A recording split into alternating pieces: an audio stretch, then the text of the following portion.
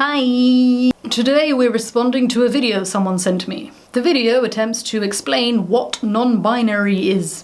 Let's hear out the introduction. The way our society presents gender is that when you're born, you have either a penis or a vagina, and the doctor checks a box, male or female. Here, there's an underlying assumption that people with penises grow up to become men and people with vaginas grow up to become women. Based on what box the doctor checks at birth, you go through your life and you grow up to become a girl and then a woman, or a boy and then a man. That is a binary view of gender. Unfortunately, that definition gets a little bit more complicated when you start to look even a little bit closer. Okay. Here's what I understand the correct definition of binary gender to be. Binary basically breaks down into two categories of human. Category 1, these members can get pregnant. And category 2, these members can get those members in category 1 pregnant. It's crude, but it's facts. Our respective biological functions matter. This is binary gender. Binary isn't some arbitrary decision a doctor makes after sizing you up as a baby. Though an inspection of your genitals is telling the vast majority of the time. In other words, no one has unjustly dictated your gender. Your gender isn't based on a checked box. It's self-evident. It's based on objective, observable reality, biology. So what's the confusion? It seems like this is a game of semantics, wordplay, or straight up changing the definitions of words. This game presupposes that one's gender has nothing to do with one's biology, that the two are separate, that it's a separate experience altogether. That gender, unlike sex, is a spectrum. Now, here's the thing. The distinction being made is between a person's factual biology, sex, and their own subjective experience of themselves. In other words, I am a biological female, and I know that to be self-evident. Facts. But if I don't believe that this is true to how I feel inside, to how I perceive myself or how I wish others to perceive me, feelings over facts, then the latter, according to this ideology, takes precedence over the former. And this has been my own experience of my sexuality. I know this feeling of a discord between what I am and how I feel. And for a long while, I went down the road of feel. I tried to make that true. It doesn't work. It doesn't work for anyone, because if there is such a thing as objective truth, then your subjective experiences don't change it. They're valid. Your emotions, your experiences, the way that you feel about yourself, the way that you wish others would see you, all of that is valid. And I have compassion and empathy for a person experiencing those feelings, because I know what it's like. But you're going nowhere if you try to make the truth, the objective truth, submit to you. But I understand this confliction. I know that it's real. I don't think people make it up. There's a real dysphoria.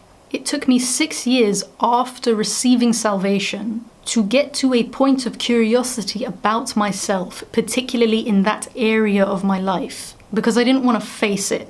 I didn't want to change it. But eventually I got to the point where I had to ask myself, why do I have these desires? The reason I got to that point is because I came to the belief that there is a design, and if there's a design, there's a purpose, there's a way to live. And so I wanted to align with how I'm supposed to live, according to my design, according to the design of the world, of all of creation. I wanted to be in alignment with the truth, with objective reality. And, when we talk about these distinctions between sex and gender, between how you feel about yourself, how you perceive yourself, and what you are, what we're talking about are characteristics, attributes, which ironically is a little bit reductive. So where is the necessity of creating this whole other category of human called non-binary? Why can't we just accept the fact that some men have female characteristics, or what we would typically attribute to femininity, and some women have what we would typically attribute to men, masculine attributes? Who cares? There's nothing wrong with that. Human beings are dynamic. Not all women are one kind of woman. Not all men are one kind of men. Masculinity and femininity are energies, and we house both of them. But masculinity is at home in a man, and femininity is at home in a woman. Hormones, innit? So in my mind, now at this point in my growth, I do not see the two as separate. I don't see gender as something separate from my sex. The two have to become one. They were distorted in me, and in many people it's distorted. That doesn't just mean for homosexuals or transgender. It's for anyone. They were distorted and they must become whole. There is no need to be so rigid, so one-dimensional with our perception of human beings. As a little girl, I loved playing football and I was good. But all the other girls were practicing dance moves. And a part of me envied them, but a part of me was like, I don't really want to do that. I didn't get it. And because of that, and because I was dressed a certain way, I was dressed up in boys' clothes, which is a significant point, I was labelled a tomboy. And it just kept piling on, these labels, and it just, the world tells you who you are, but the world doesn't know who you are. The world didn't create you, God did. Only God can tell you who you are. Only He has the right to tell you who you are. Going off script here.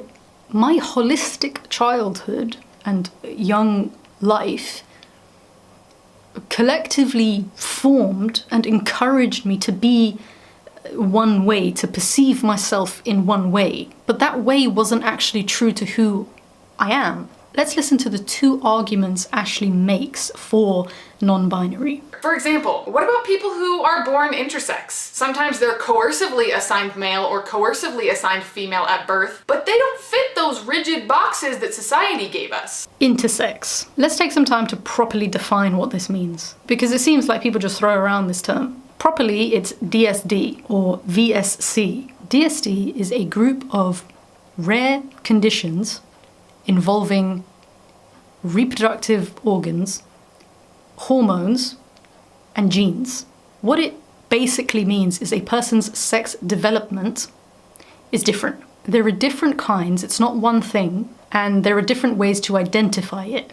So it's not necessarily totally physical, it could be hormonal, or it could be both. Intersex people are an exception to the rule of biology. We only identify it as intersex, as a genetic anomaly, because it deviates. So there's a standard and it's off. Intersex are people with a biological anomaly, not an identity crisis, though that would surely follow, because it's a difficult thing to deal with, like any or most genetic disorders. And as for this idea of coercion, I'm not sure where we're getting that from, as if that's a standard practice. Standard practice, in the UK at least, is to advise parents to delay registering their baby's birth until sufficient tests have been done to determine the condition of the baby. The parents sit down with their child's care team and they discuss the results like civilized human beings. And then the sex is established based on those results. That's the best course of action, since this isn't a matter of sexuality, rather a genetic mutation. like having a baby born with a cleft lip. Many forms of DSD don't require medical care other than understanding the baby's development and the parents knowing what to expect as their child develops. I'm not saying that coercion never happens in the medical system, and specifically here. What I'm saying is we can't act like it's common practice. It's not. And if it is, that's wrong. Who's arguing with you? Moreover, people who are born with penises sometimes grow up to be women, and people who are born with vaginas sometimes grow up to be men, and there's a whole host of people whose genitals are really not important who fall all over the place in between those two things. What? And gravity doesn't always work, so be careful when you jump. I don't even know what this is. Someone please prove that boys don't always grow up to be men. Like, are you being metaphoric? Boys always grow up to be men. They're the same. Men are adults. Boys are children. Boys are child versions of men, and men are adult versions of boys. Boys always grow up to be men. Girls always grow up to be women. In that, they remain the same gender. Boys and men remain male. Girls and women remain female.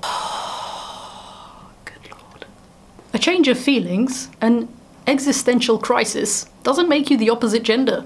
If you're arguing that because some boys and girls grow up to self-identify as something other than what they are, you're arguing in a circle. You're basically just saying that if people feel that their gender is non-binary, then gender is non-binary. Stop it. Non-binary is a nonsense label. That's my position. I'm not saying that to offend. It's just that the arguments for it, they don't make sense. They're not grounded. Why should the world be pushed into believing something that isn't logical? It's not reasonable. Okay, it's feelings. That's important, but it doesn't change reality. Reality doesn't submit to me. I submit to it. People change. Truth doesn't. You know what's strange about all this? The typical response of a person who identifies themselves as non-binary, or even a person who identifies themselves as a lesbian or a gay man, the typical response is to disguise their biology, making themselves appear to be the opposite. Because there's an opposite. You present yourself as whichever the opposite is. So if you're a girl who identifies as non-binary, it's typical, or lesbian, it's typical for you to want to dress boyish. It's typical for you to cut your hair short. It's typical for a girl to strap her chest down to hide her breasts. It's typical for that person to act out what they perceive to be a man. If it's a boy, then they act out to what they perceive to be feminine. And yet we class this category of human being as non-binary, but we appeal to the binary in order to express the non-binary. It feels silly. I got to a point where I felt silly. I got to several points where I felt silly trying to pretend like I'm anything other than a woman, because I'm not. That is what I am. I know from personal experience that you will never feel quite satisfied with the changes you make to your appearance. It doesn't work. No matter what you do, reality snaps you back because it doesn't change. And you continue in this painful feeling of inadequacy because the issue isn't physical. It isn't aesthetic. It's with the psyche, the soul. There was absolutely nothing and no one that could change my mind about the way I was living my life and the attraction that I had. No one, nothing could convince me to change. Only the reality of God's existence and Jesus's resurrection. Only that. And there's something very wrong with encouraging children who are going through critical developments in their physiology, in their psychology, to think that their maleness relies on being able to do traditionally masculine things, or for them to think that their femininity relies on their ability to do traditionally feminine things. It's so backwards. And what's more, you're providing these impressionable young people with a plethora of ways to be, as if they have the capacity to comprehend it all and make a good decision. There is a binary.